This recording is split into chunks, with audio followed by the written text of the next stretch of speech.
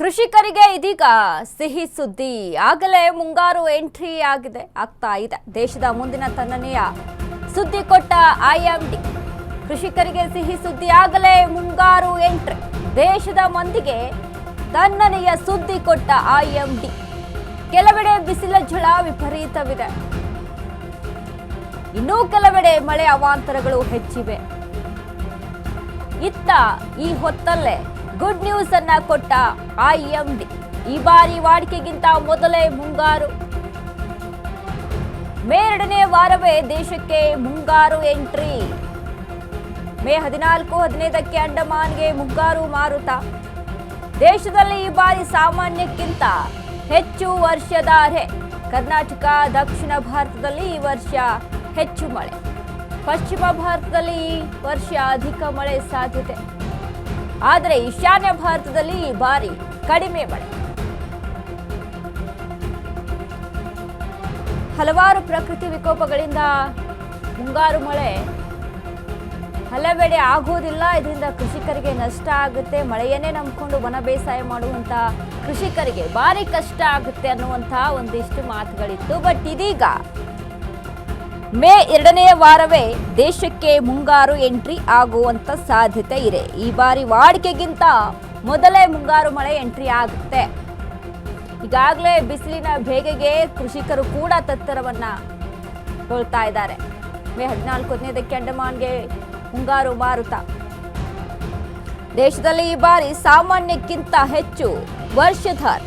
ಕರ್ನಾಟಕದ, ದಕ್ಷಿಣ ಭಾರತ ಈ ವರ್ಷ ಹೆಚ್ಚು ಮಳೆ ಆಗುತ್ತೆ. ಪಶ್ಚಿಮ ಭಾರತದಲ್ಲಿ ಈ ವರ್ಷ ಅಧಿಕ ಮಳೆ ಸಾಧ್ಯತೆ. ಆದರೆ ಈಶಾನ್ಯ ಭಾರತದಲ್ಲಿ ಈ ಬಾರಿ ಕಡಿಮೆ ಮಳೆ ಆಗುವಂತ ಸಾಧ್ಯತೆ ಇದಾವೆ.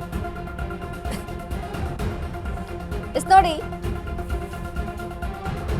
ಮುಂಗಾರು ಮಳೆಯ ಎಂಟ್ರಿ ಒಂದ್ ಕಡೆ ನೋಡಿ ಏನೇನೋ ಅವಾಂತರಗಳನ್ನ ಸೃಷ್ಟಿ ಮಾಡ್ತಾ ಇದೆ. ಹಲವೆಡೆ ತೊಂದರೆಗಳಾಗ್ತಾ ಇದೆ ಮಳೆಯಿಂದ. ಬಟ್ ಕೃಷಿಕರಿಗೆ ಇದರಿಂದ ಯಾವ ರೀತಿಯಾಗಿ ಲಾಭ ಅಂತ ಅಂತಿದ್ರೆ, ಖಾರಿಫ್ ಬೆಳೆಗಳನ್ನ ನಂಬಿಕೊಂಡು ಎಣ್ಣೆ ಕಾಳುಗಳನ್ನ ಬೆಳಿಬೇಕಾಗುತ್ತೆ, ದವಸ ಧಾನ್ಯಗಳನ್ನ ಬೆಳಿಬೇಕಾಗುತ್ತೆ, ಅಲ್ಪಾವಧಿ ಬೆಳೆಗಳನ್ನ ಬೆಳಿಬೇಕಾಗುತ್ತೆ. ಈ ಮಳೆಯನ್ನೇ ನಂಬಿಕೊಂಡು ಕೃಷಿಕರು ಬೆಳೆಯನ್ನ ಬೆಳೀತಾರೆ. ಖಾರಿಫ್ ಬೆಳೆಗಳು ಅಂತ ಅಂದ್ರೆ ಮುಂಗಾರು ಮಳೆಯಲ್ಲಿ ಬೆಳೆಯುವಂತ ಬೆಳೆಗಳು, ಮುಂಗಾರು ಬೆಳೆಗಳು ಅಂತ ಹೇಳ್ತೀವಿ. ಸೊ ಅವುಗಳನ್ನ ಬೆಳೆಯೋದಕ್ಕೆ ತುಂಬಾ ಸೂಕ್ತವಾದಂತ ಸಮಯ. ಬಿಸಿಲಿನ ಬೇಗೆಗೆ ಒಣ ಬೇಸಾಯ ಇರುವಂತ ರೈತರು ಭೂಮಿಯನ್ನ ಖಾಲಿ ಬಿಟ್ಟಿರ್ತಾರೆ. ಇಂಥ ಬಿಸಿಲಲ್ಲಿ ಏನ್ರಿ ಬೆಳೆಯೋಕ್ಕಾಗುತ್ತೆ? ಏನ್ ಬೆಳೆದ್ರು ಕೂಡ ಎಲ್ಲ ಬಿಸಿಲಿಗೆ ಒಣಗಿ ಹೋಗ್ಬಿಡುತ್ತೆ. ಯಾವುದೇ ರೀತಿಯಾದಂಥ ಲಾಭ ಬರಲ್ಲ, ಕೇವಲ ಇನ್ವೆಸ್ಟ್ಮೆಂಟು. ಸೊ ಹಾಗಾಗಿ ನಷ್ಟ ಆಗುತ್ತೆ ಅಂತ ಭೂಮಿಯನ್ನ ಖಾಲಿ ಬಿಟ್ಬಿಟ್ಟಿರ್ತಾರೆ. ಇನ್ನು ಮಳೆ ಸುರಿಯೋಕೆ ಶುರುವಾಯಿತು ಅಂತ ಅಂದಾಗ ಬೆಳೆಯನ್ನ ಬಿತ್ತನೆಯನ್ನ ಮಾಡೋದಕ್ಕೆ ಶುರುವಾಗ್ತಾರೆ. ದ್ವಿದಳ ಧಾನ್ಯಗಳು, ಎಣ್ಣೆಕಾಳುಗಳು, ಅಲ್ಪಾವಧಿ ಬೆಳೆಗಳು, ತರಕಾರಿಗಳು ಎಲ್ಲವನ್ನ ಕೂಡ ಬೆಳೆಯೋದಕ್ಕೆ ಮುಂದಾಗ್ತಾರೆ. ಹೀಗಾಗಿ ಇದೀಗ ಮುಂಗಾರು ಮಳೆ ವಾಡಿಕೆಗಿಂತ ಅಂದರೆ ಬೇಗವೇ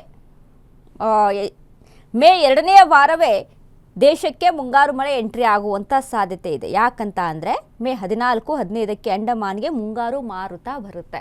ಸೊ ಹೀಗಾಗಿ ಮುಂಗಾರು ಮಳೆ ಬೇಗವೇ ಬರುವಂಥದ್ದು. ಹಾಗಾಗಿ ಯಾರೆಲ್ಲ ರೈತರು ಕಾಯ್ತಾ ಕೂತಿದ್ದೀರಲ್ವಾ, ಬೆಳೆಯನ್ನು ಬೆಳಿಬೇಕಪ್ಪ, ಮಳೆ ಬರ್ತಾ ಇಲ್ಲ, ಮಳೆ ಕೈ ಕೊಟ್ಟಿದೆ, ಹೇಗೆ ಬೆಳೆಯೋದು ಅಂತ ಇದೀಗ ಒಳ್ಳೆ ಸುದ್ದಿ. ಇನ್ನು ಬೋರ್ವೆಲ್ ಇದೆ ಅಂತ ಅಂದರೂ ಬೋರ್ವೆಲ್ಗೆ ನೀರು ಹೋಗಬೇಕು ಅಂತ ಅಂದರೆ ಬೋರ್ವೆಲ್ಲು ಬತ್ತಿ ಹೋಗಿದ್ದಾವೆ. ಈಗ ಮಳೆ ಆದರೆ ಬೋರ್ವೆಲ್ಗೂ ಸಹಿತ ನೀರು ಹೋಗುತ್ತೆ. ಸೊ ಹಾಗಾಗಿ ಒಂದಿಷ್ಟು ಕೃಷಿ ಹೊಂಡಗಳನ್ನು ಮಾಡ್ಕೊಂಡಿರ್ತಾರೆ, ನೀರನ್ನು ಸ್ಟಾಕ್ ಮಾಡಿ ಇಟ್ಕೊಳ್ಳೋದಕ್ಕೆ ಅಂತ. ಇವೆಲ್ಲದಕ್ಕೂ ಕೂಡ ಈ ಮುಂಗಾರು ಮಳೆ ಉಪಯುಕ್ತ. ಹಾಗಾಗಿ ಬೆಳೆಗಳನ್ನು ಬೆಳಿಬಹುದು.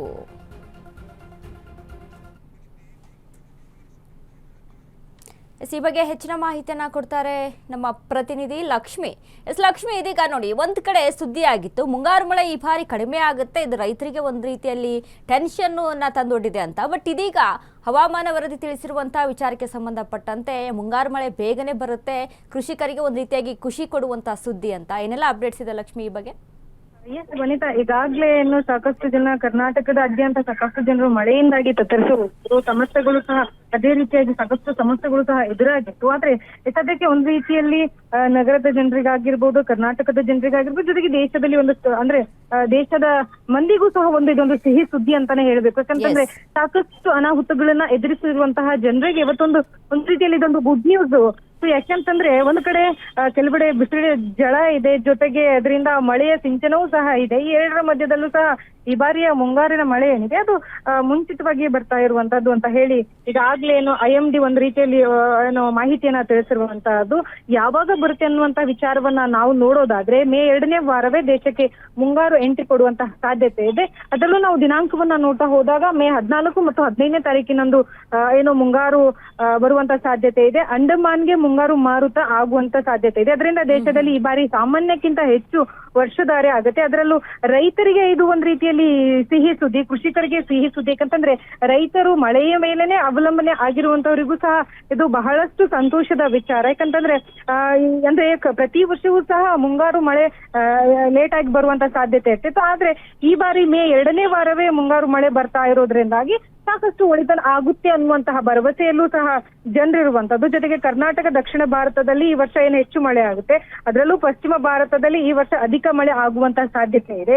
ಇದರ ಜೊತೆಗೆ ಈಶಾನ್ಯ ಭಾಗದಲ್ಲಿ ಏನಿದೆ ಈ ಬಾರಿ ಈಶಾನ್ಯ ಭಾಗದಲ್ಲಿ ಒಂದಷ್ಟು ಮಟ್ಟಿಗೆ ಕಡಿಮೆ ಆಗುವಂತಹ ಸಾಧ್ಯತೆ ಇದೆ ಅಂತ ಹೇಳಿ IMD ಒಂದು ಮಾಹಿತಿಯನ್ನ ತಿಳಿಸಿರುವಂತದ್ದು. ಇನ್ನು ಇದು ಮೇ 1ನೇ ವಾರ ಆಗಿರೋದ್ರಿಂದಾಗಿ ತಂಪೇರಿದೆ, ದೇಶವು ಸಂಪೂರ್ಣವಾಗಿ ಅಲ್ಲಲ್ಲಿ ಮಳೆ ಆಗಿರೋದ್ರಿಂದ ಒಂದ್ ರೀತಿಯಲ್ಲಿ ತಂಪೇರಿರುವಂತದ್ದು. ಇನ್ನು ಒಂದಷ್ಟು ದಿನಗಳು ಕಳೆದ್ರೆ ಮತ್ತೆ ಹೆಚ್ಚಿನ ಮುಂಗಾರು ಮಳೆ ಆಗುವಂತ ಸಾಧ್ಯತೆ ಇರುವಂತಹದ್ದು. ಈ ನಿಟ್ಟಿನಲ್ಲಿ ಒಂದ್ ರೀತಿಯಲ್ಲಿ ಇದು ಕೃಷಿಕರಿಗೆ ಸಂತೋಷದ ವಿಚಾರವಾದ್ರೆ ಅತಿಯಾಗಿ ಮಳೆ ಆದ್ರೂ ಸಹ ಸಾಕಷ್ಟು ಜನರಿಗೆ ಸಮಸ್ಯೆ ಆಗುವಂತ ಸಾಧ್ಯತೆ ಇರುವಂತಹದ್ದು. ವನಿತಾ, ಥ್ಯಾಂಕ್ ಯು ಲಕ್ಷ್ಮಿ ನಿಮ್ಮೆಲ್ಲ ಅಪ್ಡೇಟ್ಸ್ಗೆ.